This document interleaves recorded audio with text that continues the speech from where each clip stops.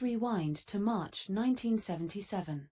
Two Boeing 747s, one from KLM and one from Pan Am, found themselves at Los Rodeos Airport, now known as Tenerife North.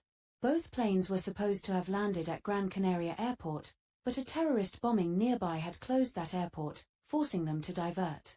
This is where things started to go wrong. The Los Rodeos runway was small and not exactly designed for jumbo jets like these two, but the situation was further complicated by dense fog that reduced visibility to almost nothing. So, imagine being in one of the world's biggest planes on an airport designed for much smaller aircraft, and you can't see a thing. Talk about a rough day at the office. Both planes were on the runway, with the Pan Am flight slowly taxiing along, while the KLM plane was about to take off. Here's where the real disaster started.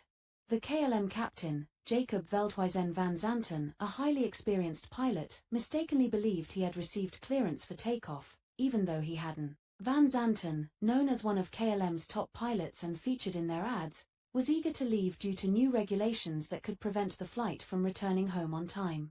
But there was one big problem. The Pan Am plane was still on the runway, right in the KLM plane's path. Imagine the confusion in the control tower. The KLM plane thought they were cleared to go, and Pan Am had no idea what was coming their way. With thick fog obscuring their view, the stage was set for disaster.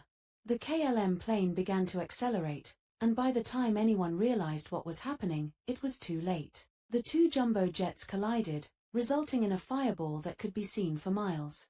Everyone on board the KLM flight died instantly, and most of the passengers on the Pan Am flight perished as well. Of the 583 people involved, only 61 survived, those lucky enough to be seated in the nose of the Pan Am aircraft.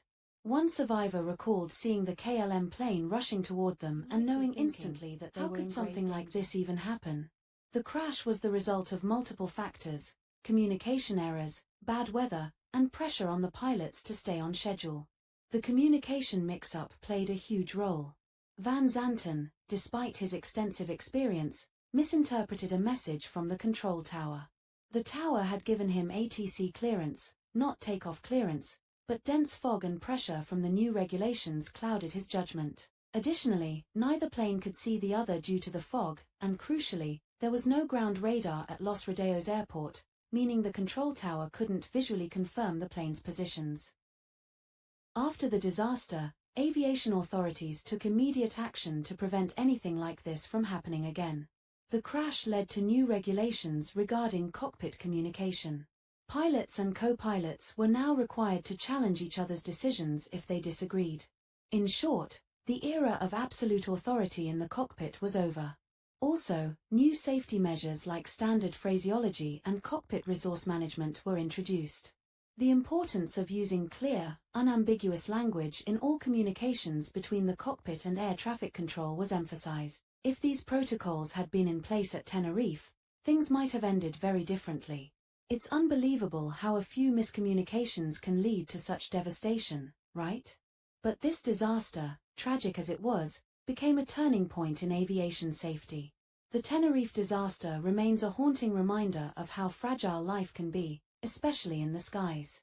It's also a powerful example of how mistakes, no matter how small, can lead to catastrophic consequences. But if there's one thing to take away from this tragedy, it's that every disaster teaches us valuable lessons. Today, flying is safer than ever, thanks in part to the hard lessons learned from Tenerife. If you found this story interesting, don't forget to like, share, and subscribe. Stay tuned for more stories about the moments that changed history, sometimes for the worse, and sometimes for the better.